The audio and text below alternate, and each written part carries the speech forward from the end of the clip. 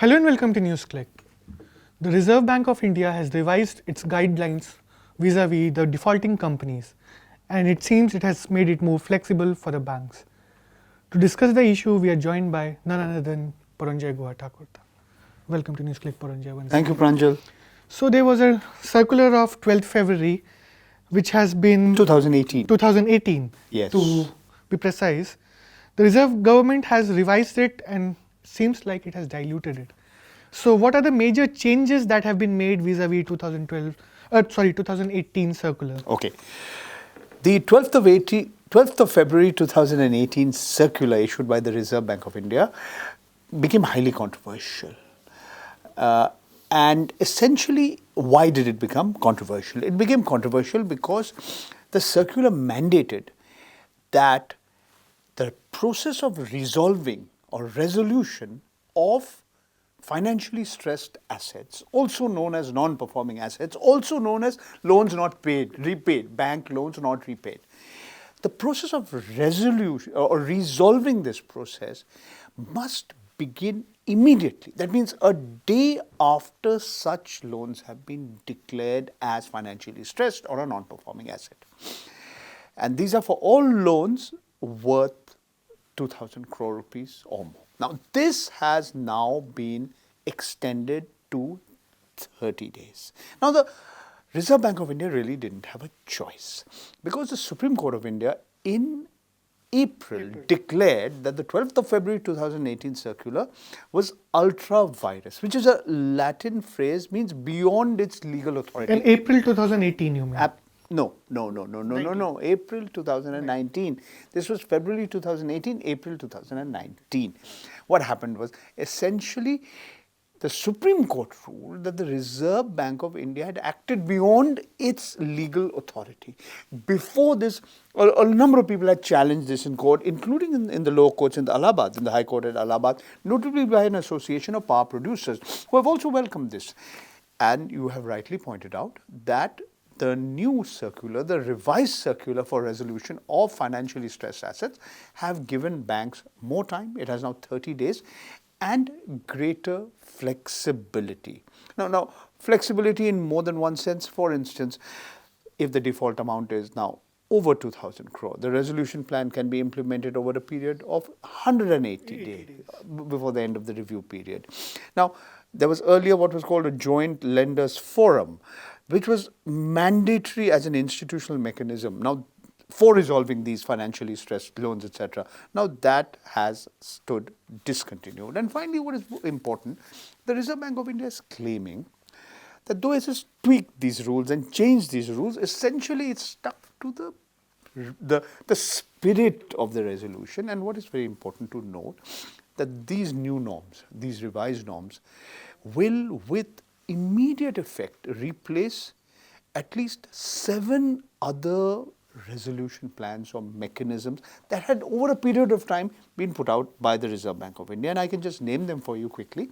The framework for revitalizing distressed assets, corporate debt restructuring scheme, flexible structuring of existing long-term project loans, strategic debt restructuring scheme, change in ownership outside the strategic debt restructuring scheme, scheme for structuring of stressed assets, joint lenders forum, etc., etc., etc. So Paranjoy, I have basically 2 questions from here. One is that if you look at the sort of industries that approached the Supreme Court on the 12th February circular, power producers were one among them. And it said that the industries were quite unhappy with the 12th February 2018 circular. So what kind of industries are going to benefit from this move and what is their nature? Okay. What is going to happen is that essentially the lion's share, the biggest chunk of the non-performing assets, which again we can discuss how big they are, how big they should be, but they're not less than 10 lakh crores. In a country whose GDP is about 220 or 230 lakh crores. So that's a huge amount. Now, the biggest chunk were power projects, no doubt about that. So naturally, they are now far more happy. Now, let me try and explain this in as simple a language as possible. Essentially, once you start that process, you have what is called the IBC, the Insolvency and Bankruptcy Code. Control over these assets go out of both the banks and the promoters who were responsible for not repaying these loans. So in a sense, that nexus between big business houses, the promoters of loans who have not repaid the money that actually belongs to the people of the country, because these are loans that the banks are giving, and again, the big chunk of them are nationalized banks.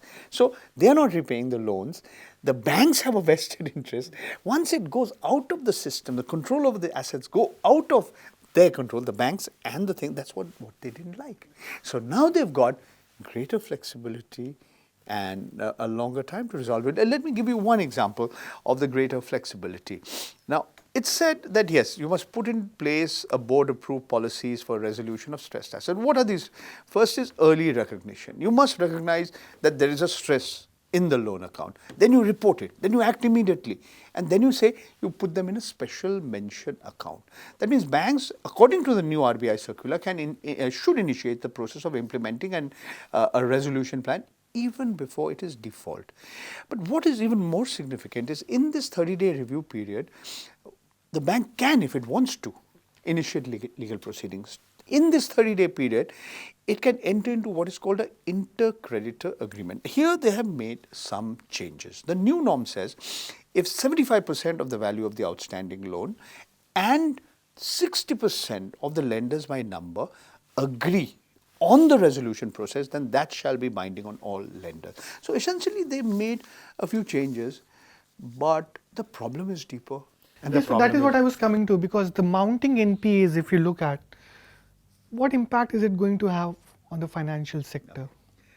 Pranjal, that's a very good question that you've raised.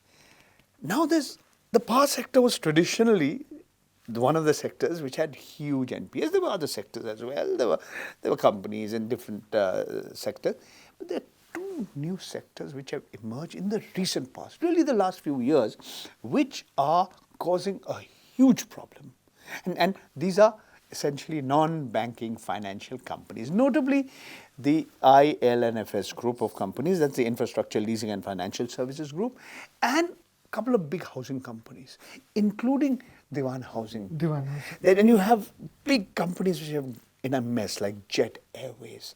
You have the Z Group, again in a mess. So Telecom. Telecom, right. And what is very important to note here is the SFIO, that's a Special Fraud Investigation Office, which doesn't come under the Ministry of Finance.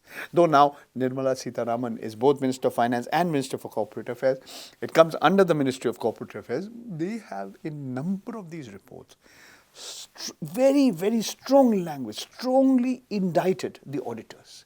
And they include big names. They include Deloitte. They include E&Y, the Ernst & Young Group, and the auditors' firms. So in a sense, when you have, it's not just bankers and promoters, but auditors that are complicit in various forms of cheating and fraud, the problem will not disappear in a hurry. Because as we saw earlier in the Satyam case, once your auditor is also complicit, you are actually hiding a lot from the public at large. And therefore, these problems remain unresolved, and time alone will tell whether these greater flexibility and the longer time period given by banks will result in, it's called haircuts. You need a haircut, Pranjal? Okay. A haircut means what? At the end of the day, you're saying, I'm going to write off. I've given X amount of money, and this is the principal amount, this is the interest amount, this is the total amount that's owed, and you will now write off X amount. And huge amounts have been written off by the biggest banks of this country in the last few years. I mean, they run into lakhs and lakhs of crores. And the other problem, which I'm not sure how they'll be able, whether there'll be greater transparency in the system to curb it, is something called evergreening. That means you give a loan to a group. They are default on the loans, but you give a fresh loan to them. Sometimes on a different project, sometimes a related project, sometimes to an associate company. So in a sense, you are just postponing that problem. That's all the time we have for today, Paranjoy. And as these things proceed and the reactions come out, we'll be coming back to you again. Thank you so Thanks much, a lot. Pranjal. Thank you for watching Newsclick.